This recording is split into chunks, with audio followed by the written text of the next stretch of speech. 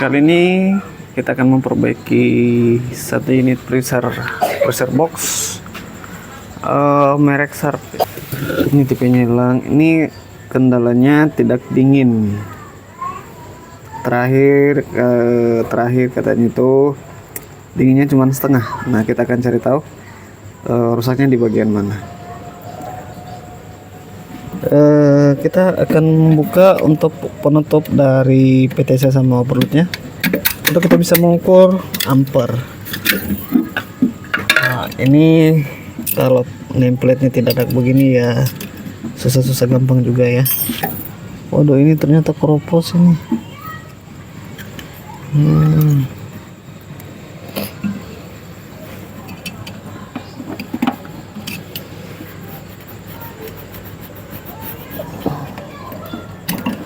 Nah, ini keropos juga ternyata untuk soketnya ya. Jadi kita betulin dulu ininya untuk soketnya sebelum kita proses pengetesan. Nah, di sini kita sudah pasang kabelnya. Kita pasang lagi di PTC-nya.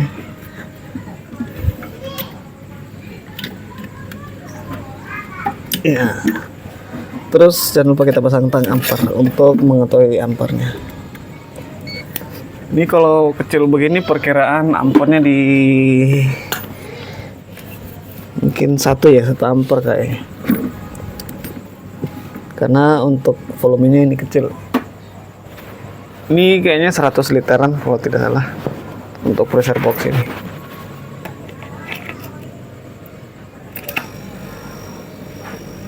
Kita lihat ampernya 0,7.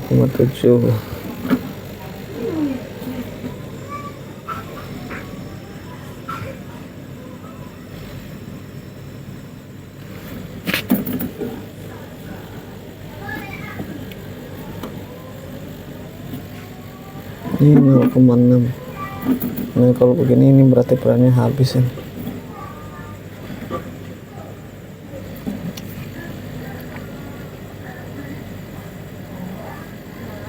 Ini untuk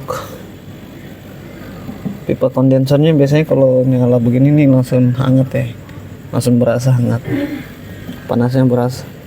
Nah, untuk filternya juga ini harusnya langsung hangat juga, tapi ini tidak ada sama sekali. Nah, untuk ampere ini cuman ampernya 0,6.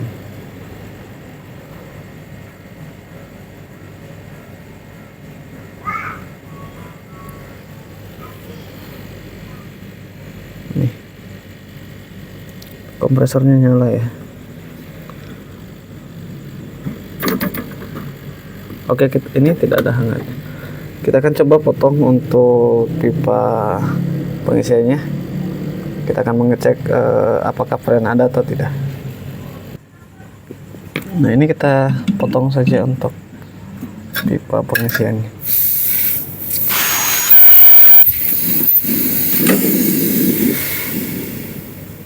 Nah, ternyata perannya cuma sedikit. Ini kayaknya bukan peran lagi ya, ini sisa udara saja. Habis ini. Ini ada yang bocor. Cuman kita belum tahu bocornya di mana. Nah, untuk mengetahuinya kita akan memberi tekanan ke kondensor dan evaporator.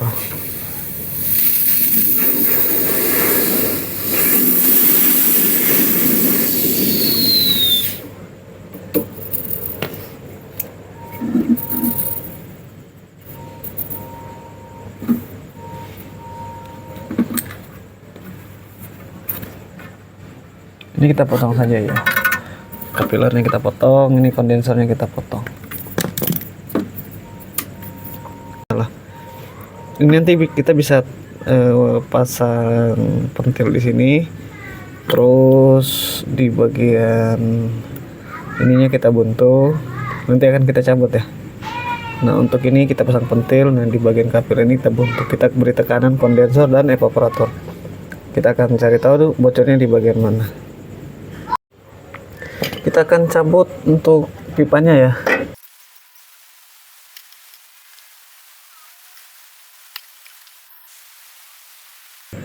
Nah, oke, sudah selesai. Nah, untuk ini kita potong ya, terus kita amplas.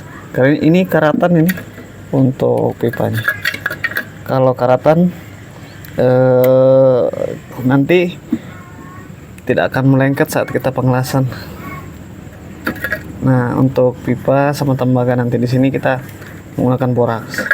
Karena kalau tanpa boraks tidak akan menyatu, tidak akan bisa menyatu. Nah, jadi ini kita amplas dulu ini.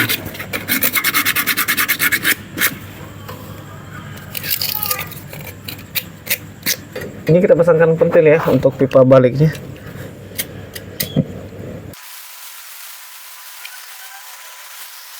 Ini juga kita buntu agar tekanannya tidak keluar di sini. Ini kita buntu saja ya untuk. Soalnya kalau misalnya di sini kita buntu, otomatis ini kita akan gepeng di sini kan. Jadi ini biar lebih mudah masuk nanti. Seperti biasa kita siapkan borak.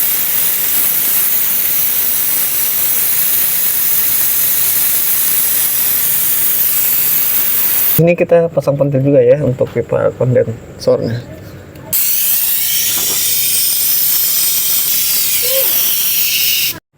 Nah, setelah ini sudah dingin, nah, kita akan beri tekanan.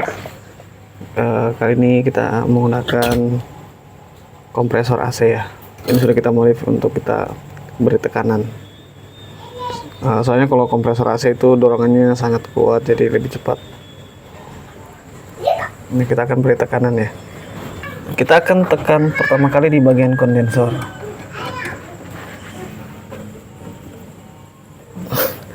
Nah, untuk pressure box ini memang sebenarnya lebih rumit sedikit dibanding dari kulkas satu pintu atau dua pintu, karena evaporatornya itu ditanam di dalam ya. Nah, kalau misalnya kayak kulkas satu pintu dua pintu, misalnya dia tidak dingin, kita cek pressure-nya tidak ada kebocoran, berarti 99% kemungkinan bocornya di bagian kondensor. Nah, tapi kalau box itu kita tidak bisa perkirakan, karena evaporator juga bisa jadi kebocoran karena posisinya ditanam di dalam bodi kulkas itu sendiri. Jadi kita akan cari tahu yang bagian mana yang bocor. Ini kondensornya kita beri tekanan di 400. Nah, di sini 407,9. Nah, keuntungan dari kita menggunakan manifold digital itu saat ada kebocoran itu akan turun terus. Dia akan turun terus perlahan-lahan. Tetapi kalau menggunakan manifold jarum yang manual, itu turunnya lama sekali. Nah, kalau untuk digital itu lebih cepat.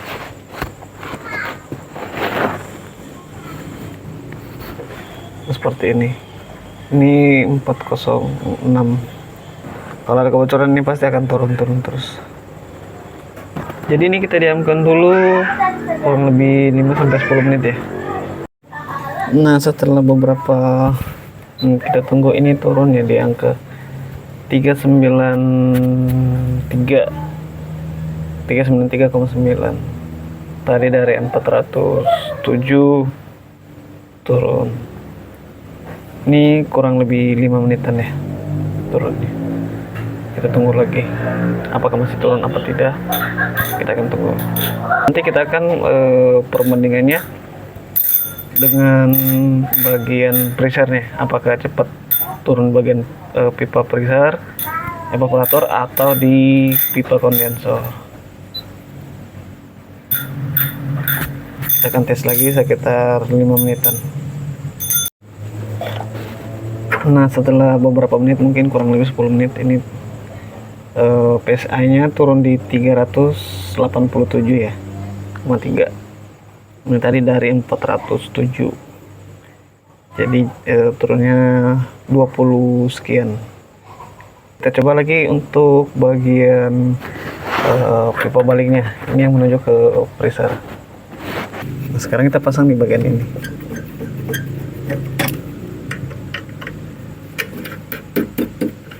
Kalau untuk pipa freezer itu kita tidak bisa menekan sampai 400 ya. Kita maksimalkan saja di 200 psi. Sebenarnya itu juga terlalu tinggi ya, karena takutnya pipa aluminiumnya tidak mampu menahan tekanan. Sedangkan untuk tekanan di dalam evaporator itu sekitar 60 saja, 60 psi.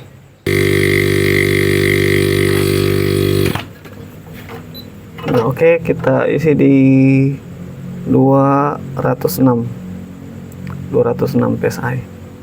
Nah, di sini tetap 206 psi. Ini kita tunggu sekitar 10 menit lagi. Seperti tadi, kondensor kurang lebih 10 menitan.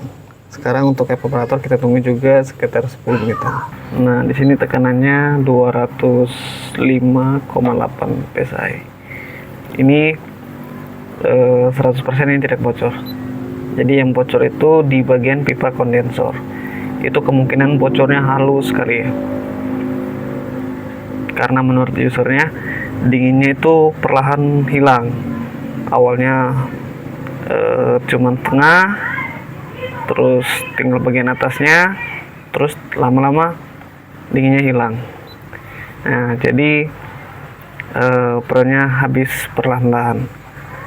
Nah, jadi tadi juga saat kita buka di sini itu masih ada sisa pren keluar. Nah, kalau misalnya dia bocor di bagian freezer, saat kita potong sininya itu prennya tidak ada sama sekali, habis. Nah, jadi yang bermasalah di bagian pipa kondensor. Oke, teman-teman, ini kita akan proses pemasangan kondensor ya. Jadi karena ini kapasitasnya kecil, ini saya pasang 2 ya. Untuk ini kondensornya 6 ubin atau 6U, 1 2 3 4 5 6. Begitu juga yang ini ya, 1 2 3 4 5 6 ya. Nah, jadi totalnya 12. Ini akan pasang sini. Nah, kenapa saya pasang ini? Karena kalau pasang yang 12 itu kebesaran di sini, jadi kepanjangan biasanya. Kalau 12 itu pas pasang di sini tuh terlalu tinggi biasanya. Nah, saya pasang yang ini 6U. Terus maksudnya kalau mungkin teman juga bertanya kenapa saya harus pasang 2, kenapa tidak 1? Kalau saya cuma pasang 1 itu efeknya ke kompresor nanti terlalu panas ya. Pembuangan untuk kalor panasnya itu kurang. Jadi saya pasang 2. Nanti pipanya kita sambung ya, kita sok nanti. Nah, ini akan kita atur dulu yang mana yang akan kita masukkan ke dalam. Ini bebas ya.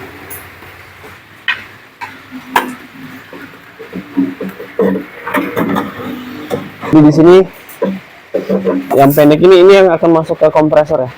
Ini saya pasang di sini. Ini yang saya arahkan ke kompresor. Sebenarnya bolak-balik bisa juga, terserah. Mungkin dari teman-teman terserah pasang bagaimana, mau ini juga bisa. Nah, cuman saya karena ini nyampe langsung di kondensor, jadi saya pasang ini saja. Supaya yang ini saya pasang ke dalam. Saya buatnya seperti ini. Masalah. Saya buatnya seperti ini. Yang ini akan ketemu sama yang ini. Satunya masuk ke dalam. Nah, ini nanti kita akan ketemukan di sini. Kita akan sambung, nanti kita sok. Untuk kondensor ini saya tes begini ya, supaya kita lebih mudah dalam mengatur atau pemasangannya agar tidak lari, tidak miring. Nah, jadi seperti ini. Nah, ini kalau sudah selesai begini, kita udah tata begini, ya kita enak cabutnya ya. Jadi kita udah tahu untuk port pipanya itu udah kayak gimana gitu kan. Untuk penyambungnya saya pakai pipa 1/4 ya, pipa tembaga 1/4. Seperti biasa ini kita amplas dulu agar lebih mudah saat kita proses pengelasannya. Nah, jadi ini setelah kita selesai pengelasan, jadi seperti biasa kita pakai borak ya. Tadi soalnya tidak ke shoot saat proses pengelasannya. Jadi ini saya sambungnya pakai pipa tembaga seperempat. Oke, sekarang waktunya kita memasang ke bodinya ya. Ini kita rapikan sedikit. Karena tadi sudah kita bentuk, jadi tinggal kita pasang saja ke dalam. Nah, seperti itu. Kalau teman-teman mungkin pemasangannya lebih rapi lagi, itu mungkin lebih bagus.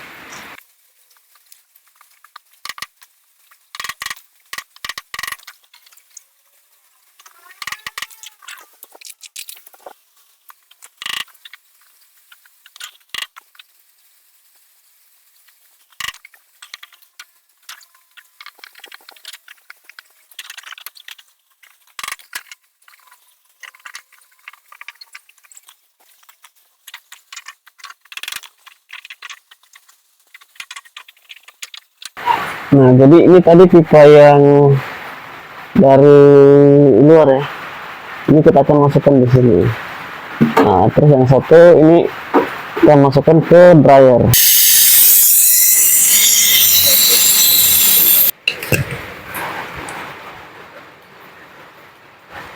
Nah, untuk ini kita bengkokkan sedikit ya. Ini kita bengkokkan.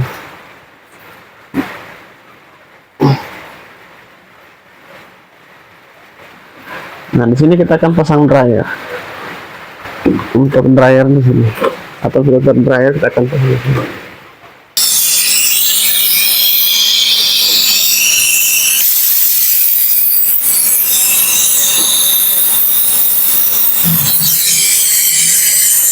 Nah, di sini pentingnya kita pasang juga ya. Pipa baliknya jangan kita pasang dulu ya. Soalnya ini kita buat mau ngetes apakah udara udah keluar sini atau belum. Nah, jadi ini boleh langsung kita coba tes dulu. Ini untuk memastikan saja ya bahwa tidak ada kebuntuan di pipa saat kita mengelas tadi. Nah, jadi sini.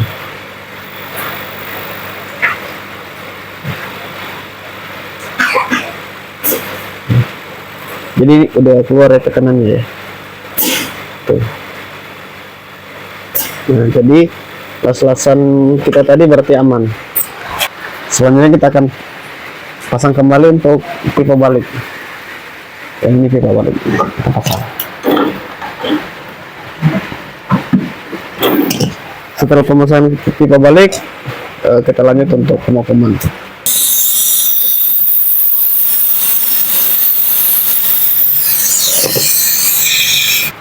Oke, ini kita dinginkan dulu. Sesudah itu kita lanjut untuk pemakuman. Kita vakum kurang lebih 20 menit. Setelah tadi kita selesai pemakuman ya, di sini tertera minus 14,7 14,6 ya bermain di situ. Kita pasang tang ampere ya untuk mengukur ampere dari kompresor. Terus kita pasang juga untuk selang manifold ke tabung freon 134 ya. Cuman tulisannya udah kelihatan. Ini dopon supwa. Nah, di sini saya buang sedikit sisa udaranya.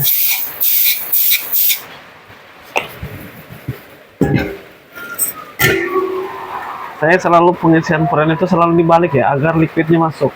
Jadi bukan cuman gasnya saja masuk, tapi liquid ikut masuk juga. Ini kita isi sedikit dulu. Nah, saatnya kita nyalakan ya.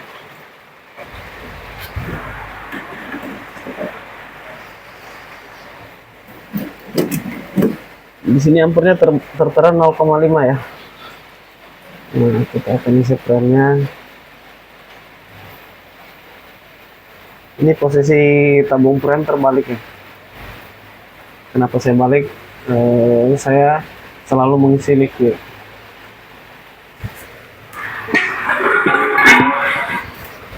Saat liquidnya sudah masuk, diperkirakan sudah masuk, nah kembali kita tidurkan begini. Jadi biar seimbang antara liquid dan gas yang masuk ya. Jadi jangan cuma gasnya saja yang masuk. Jadi kita isi liquidnya juga. Cuman harus kita imbangi. Ini sudah mulai hangat ya. Untuk kondensor juga sudah mulai hangat.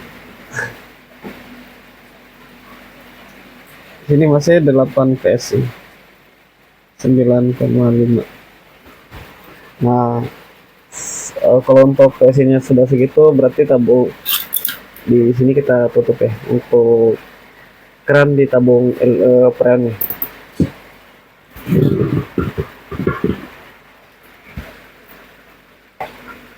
Ini bisa kita isi sampai 10 PSI ya. Karena ini proses pengisiannya sedang berlangsung atau proses pendinginannya sementara berlangsung.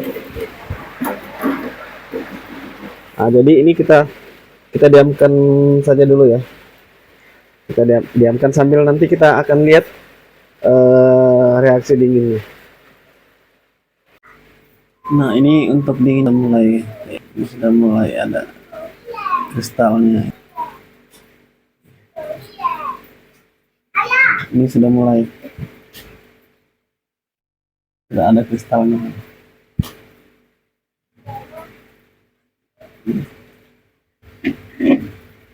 Cuman ini belum semuanya. Nah, di sini sudah.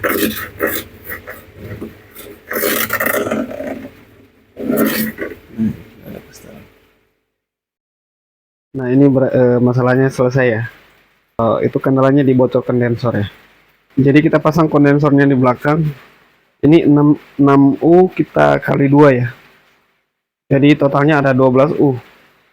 Nah, cuman kita belinya yang 6U kita pasang 2 ya. Karena kalau pasang yang 12 itu kebesaran. Jadi mungkin di unit kulkasnya akan kelihatan besar ya.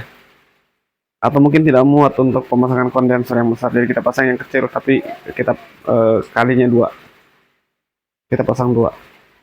Oke, ini masalahnya selesai ya. Jadi mungkin buat teman-teman saat mengerjakan ini ya dipastikan dulu untuk bocornya bocor di mana gitu kan.